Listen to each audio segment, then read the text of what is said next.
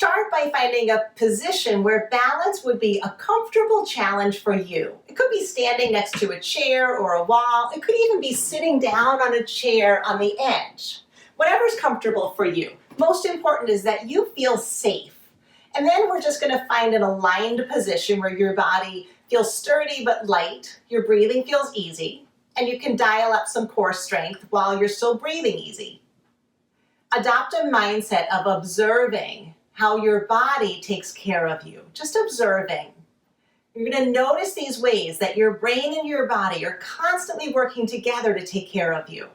So hold on to something, lift your foot just a little bit, and then begin to find that comfortable challenge for your balance, where you still feel safe, but you can have a playful, observing mindset of just noticing these little movements that your body makes, the little sway, the little instability. But notice how your brain and your body are communicating to keep you safe.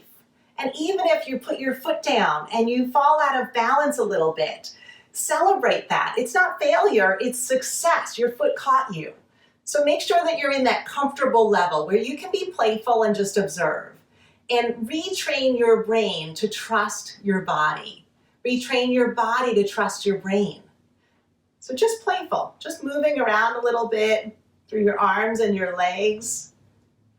Finding that comfortable level where you can just observe and have fun with this. Even if you're sitting down, you can lift a leg, you can sit on the edge, and you can just feel just enough unsteady that your body has to pay attention to what your brain is telling you to keep you safe.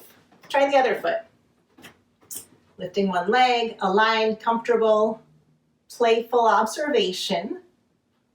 And if you put that foot down, celebrate that your mind and your body are constantly hardwired to take care of you.